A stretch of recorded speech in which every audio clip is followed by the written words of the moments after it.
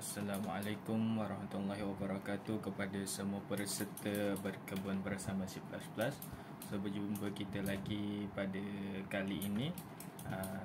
Pada kali ini saya akan menyediakan satu video yang terakhir kepada para peserta untuk rujuk sebelum kita memulakan kita punya program pada hari Ahad ni. Okay. So, saya mengharapkan peserta dah tengoklah video-video yang kami sediakan untuk cara membuat turun dan cara menggunakanlah Visual Studio tu.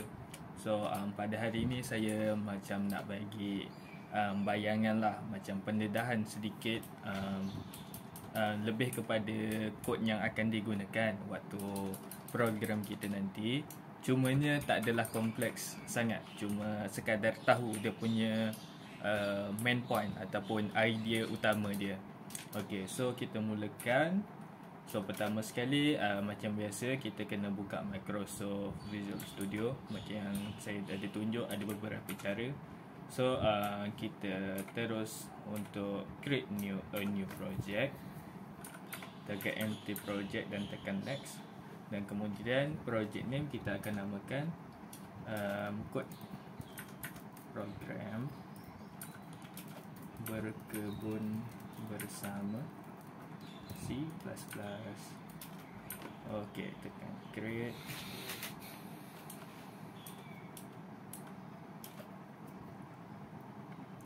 Dan kemudian lah macam biasa, pergi dekat source file, tekan kanan add new item, tekan CPP dan ni namakan je lah apa-apa kod program berkebun bersama C++. Okay, tekan add. So kita mulakan coding kita macam biasa. Kita kena ada hashtag include iostream,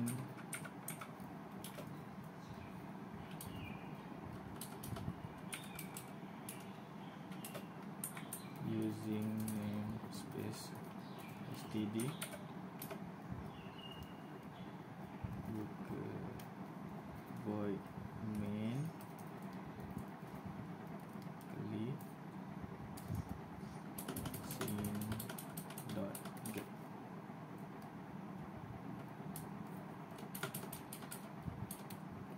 Okay, so selesai dengan kita punya yang bagi asas ni lah. So macam saya ada tunjuk dekat video yang kedua, coding asas, kita boleh tengok apa yang kita tulis dan ada beberapa yang kompleks kan. So sebelum kita masukkan kita punya ni, ini adalah satu rangka formula yang kami dah buat untuk mencari inilah apa kita punya tujuan, iaitu biji benih yang nak kita tanam untuk sesuatu keluasan tanah. So kat sini kita tengok ada XP, XL. So maksudnya XP ni untuk anak pokok untuk sebaris panjang tu lah. Yang XL tu pula untuk sebaris lebar. So P mewakili panjang kebun, L mewakili lebar kebun, Y macam kita boleh tengok dalam gambar, jarak antara dua anak pokok, dan Z tu jarak anak pokok dengan pagar. So jarak anak pokok dengan pagar ni dia macam antara anak pokok yang pertama kita tanam tu dengan hujung sisi. So macam tuan-tuan nak ataupun peserta nak jarakkan berapa kan anak pokok tu. So ini adalah formula yang akan digunakan. So kita teruskan dengan kita punya coding. Pertama sekali kita akan memperkenalkan pemboleh ubah yang kita pakai, iaitu huruf-huruf tadi itulah. So kita akan pakai term double. So double ni adalah untuk apabila nanti kita masukkan data, dia boleh masukkan perpuluhan lah macam tu. So tadi ada x1, x2,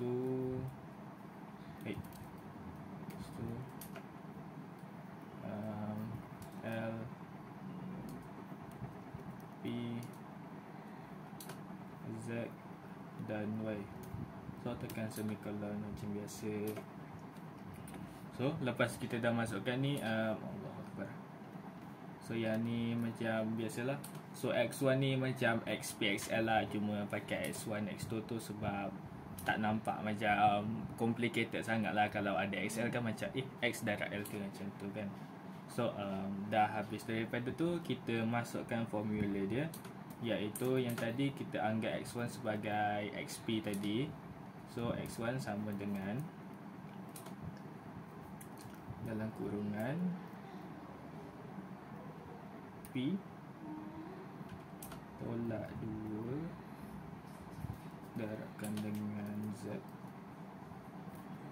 bahagi Y. Okey. Tambah 1 tutup kurungan. So untuk X2 pun kita sebenarnya pakai formula yang sama, cuma kita gantikan P tu dengan L lah. So kita copy paste, kita gantikan dengan X2, P ni kita jadikan sebagai L.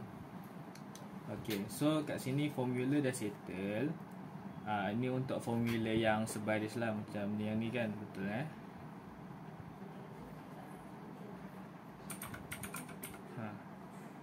So sekarang ni kita kena buat yang ni, jumlah anak pokok. Kalau yang tadi kita buat X1 dengan X2 tu sebagai inilah, apa ni nama dia,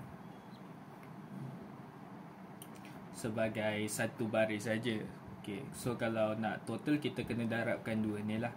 So kita masukkan lagi formula, X sama dengan X1 darabkan dengan X2. Okey, kalau kat sini tuan-tuan boleh nampak, kat sini ada dia, nampak tak, dia ada garis kat bawah tu, beralung kat bawah tu. Itu maksudnya kita tak perkenalkan lagi pun boleh ubah. So kat sini boleh je tuan-tuan nak tambah kat sini X sekadar macam tu, ataupun sebab kita ambil jumlah kan, jumlah anak pokok, so takkanlah anak pokok boleh point-point kan. So kita kenalkan yang baru, iaitu integer X. So integer ni walau kalau kita dapat nombor perpuluhan macam 3.02, dia akan ambil 3 saja. So kat situ tuan-tuan boleh ni lah, tak adalah nanti hasil kita akan dapat point-point kan untuk anak pokok.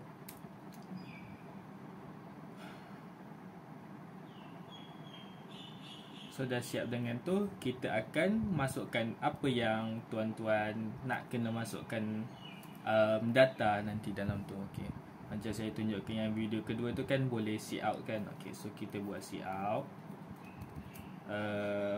So kita nak ni lah, kita buat pengenalan dulu. Sila masukkan nilai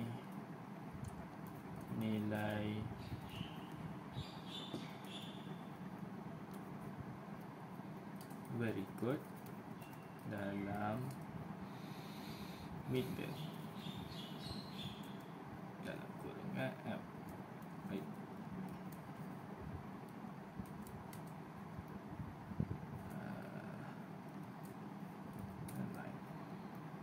Okey, so yang ni dah dapat lah. So kita buat double end line sebab kita nak double spacing, dan kemudian bolehlah kita nak tengok pula apa nilai yang kita kena masukkan.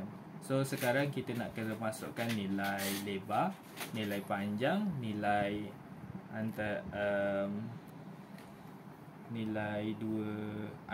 jarak antara dua pokok, dan jarak antara pokok dengan pagar tadi. So pertama kita tengok yang ni dululah, lebar panjang kebun dulu. So kita akan buat see out, buka kata panjang kebun. Okay, so kat sini kita tutup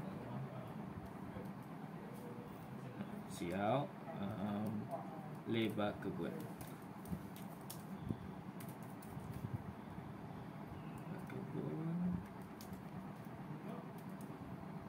Siap. Jarak antara dua pokok dan akhir sekali jarak antara pokok dengan pagar. Okey.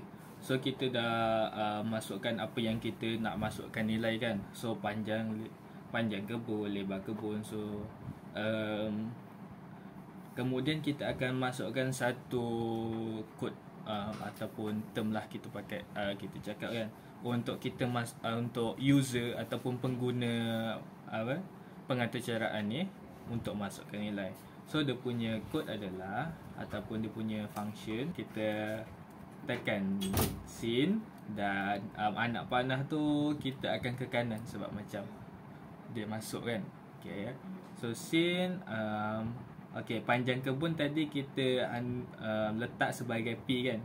So kita letak P, lepas tu kita letak semicolon. Okay. So sama juga dengan lebar kebun, jarak antara dua pokok dan jarak antara pokok dengan pagar. So kita copy benda ni, Ctrl C, Ctrl V, Ctrl V dan Ctrl V. Yang ni kita akan tukar lebar kebun, term dia adalah L. Ya Allah. Lepas tu jarak antara dua pokok kita anggap dia sebagai Y. Dan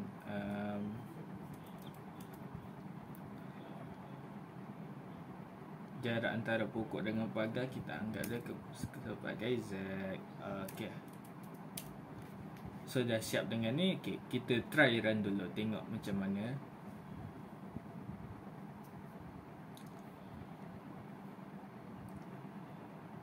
Okay. So kat sini sila masukkan nilai-nilai berikut dalam meter. So panjang kebun kita contoh masukkan apa-apalah 30, lebar kebun letak 20 kan. Jarak antara dua pokok, so macam 2 meter. Jarak antara pokok dengan pagar contoh 1 meter. So kat sini tak jadi apa-apalah sebab kita belum masukkan kod untuk dikira kan. So dia dah nampak lah macam pengguna boleh masukkan kod dan dia baca dengan elok lah. So habis dengan tu, kita seterusnya akan masuk dengan kod yang untuk kira berapa anak pokok.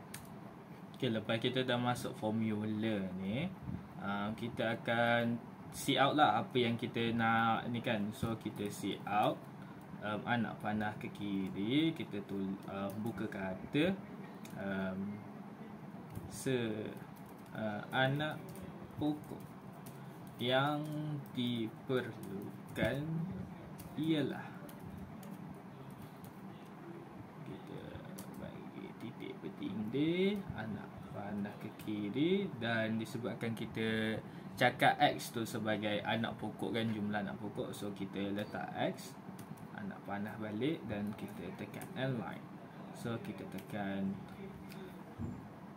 semicolon. So kemudian kita try untuk runkan dia, dan kemudian kita masukkan panjang kebun contoh 20, 15, mungkin jarak antara dua anak pokok 3, jarak antara pokok dengan pagar kita letak 1. So anak pokok yang diperlukan untuk sesuatu keluasan tersebut adalah 311 anak pokok. So ini kira macam awal-awal tadi saya cakap, hanya untuk main idea utama macam mana coding kita pada hari tu akan berlangsung. So kiranya ni kita akan gunakan kod ni, cuma pada hari kejadian tu saya akan lebih spesifikkan lah. Mungkin akan tambah beberapa function untuk dia looping, ataupun adalah lagi beberapa function yang lain. Mungkin akan bagi interface yang lagi cantik kan.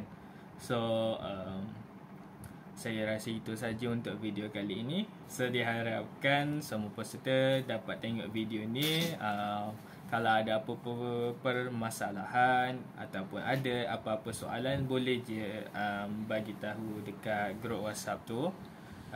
Dan kami ahli jawatankuasa akan melayani anda dengan baik. So sekian saja daripada saya. Terima kasih.